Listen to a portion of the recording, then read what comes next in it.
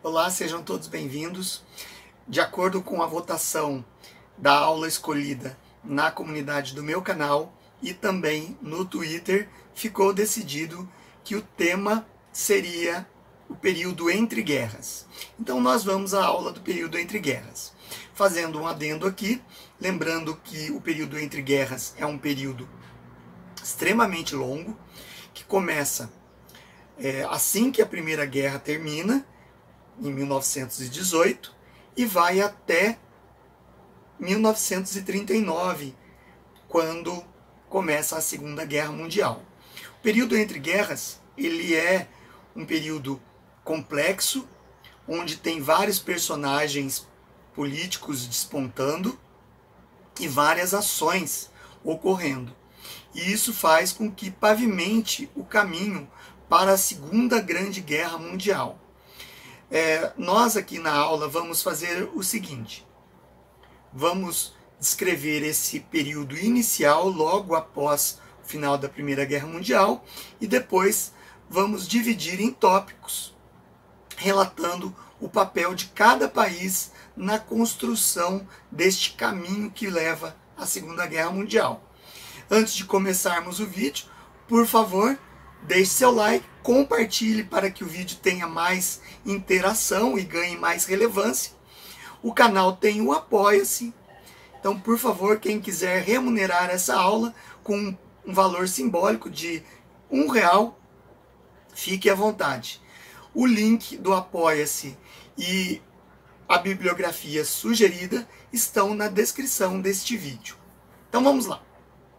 Então, o período que se encerra a Primeira Guerra Mundial, ainda naquele período final da Primeira Guerra Mundial, a gente já vê algumas transformações acontecendo na Europa. Primeiro, a Europa está arrasada com a Primeira Guerra Mundial. Afinal, foram milhões de mortos, o dobro desses milhões de feridos e mutilados, dívidas extremamente altas de todos os países, inclusive dos países vencedores. A geopolítica da Europa muda demais e as nações perdedoras acabam passando por um período de extremos problemas políticos sociais que vão desenrolar essa estrada de construção de regimes autoritários. E também são humilhadas logo no final da Primeira Guerra.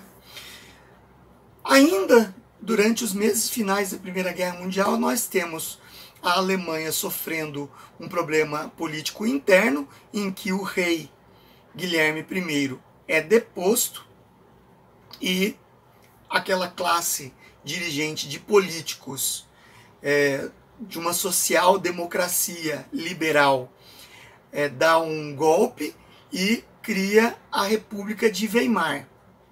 A República de Weimar, ela que vai acatar todas as decisões tomadas no Tratado de Versalhes, que nós já vamos falar.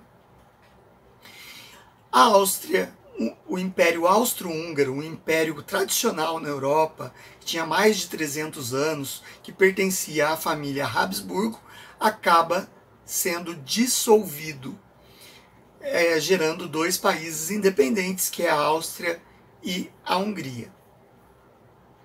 Que depois isso vai ser ratificado também no Tratado de Versalhes.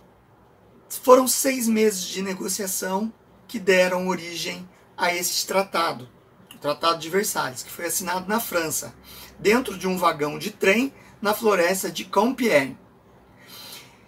Neste vagão de trem, que foi assinada a rendição alemã, foi um dos primeiros passos do Tratado de Versalhes. Depois, o tratado se arrastou durante esses 6 meses, com a participação de todas as nações vencedoras e também das nações perdedoras.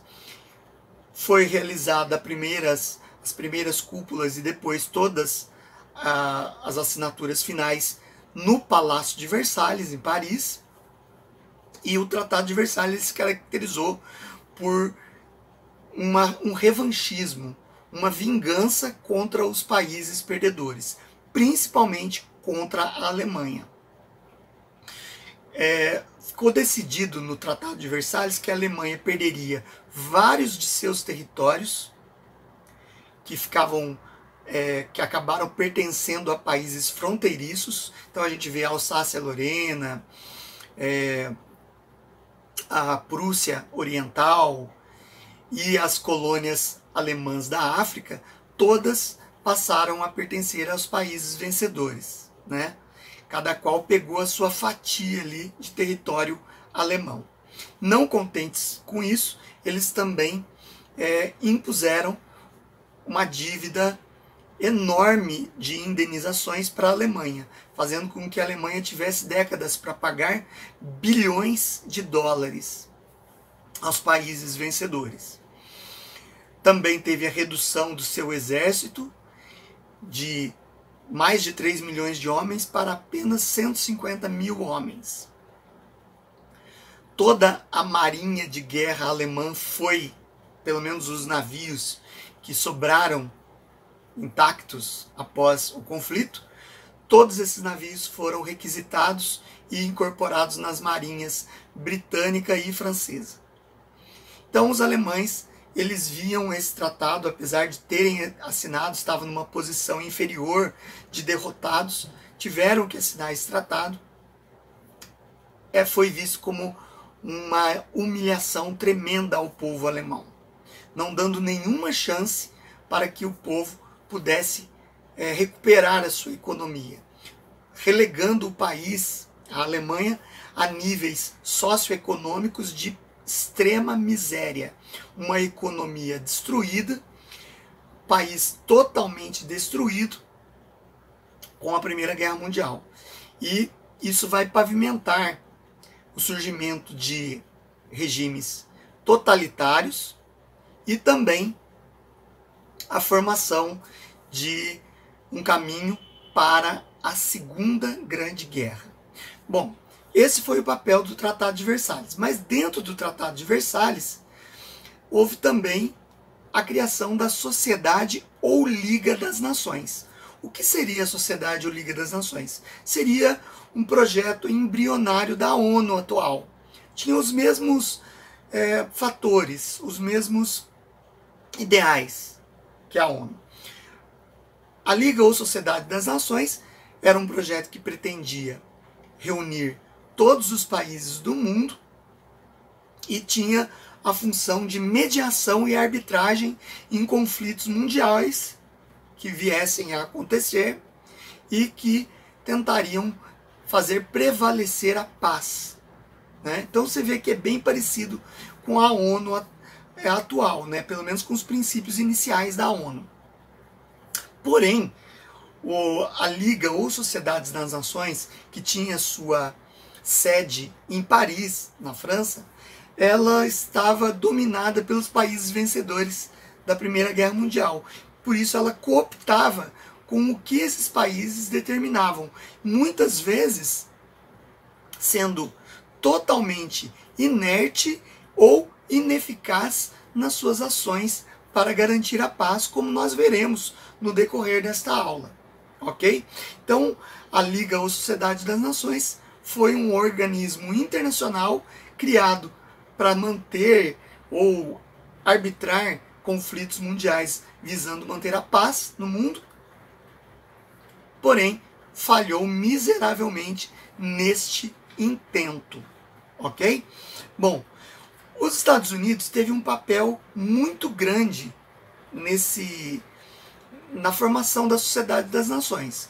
O presidente dos Estados Unidos era o Woodrow Wilson.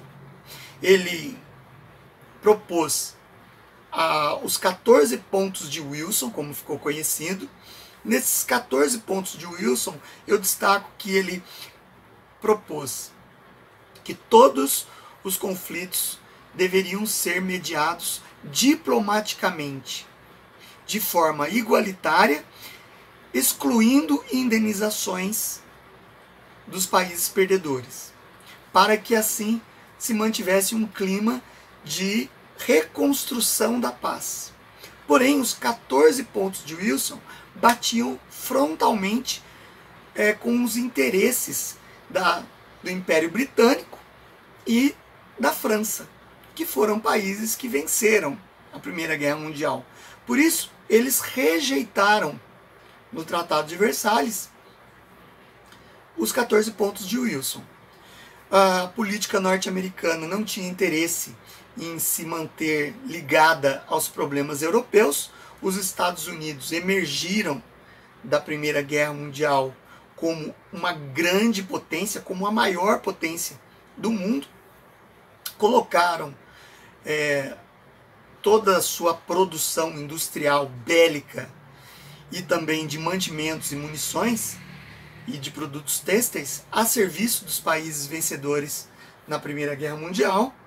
Eles entraram tardiamente na Primeira Guerra Mundial, então eles conseguiram produzir grande quantidade de materiais que foram vendidos para esses países, que acabaram sendo devedores. Os Estados Unidos passou a ser o grande país credor após a Primeira Guerra Mundial, acumulando grande riqueza e fazendo com que o país internamente prosperasse. Até porque não sofreu nenhum prejuízo de ataques militares de nações inimigas durante o período de guerra.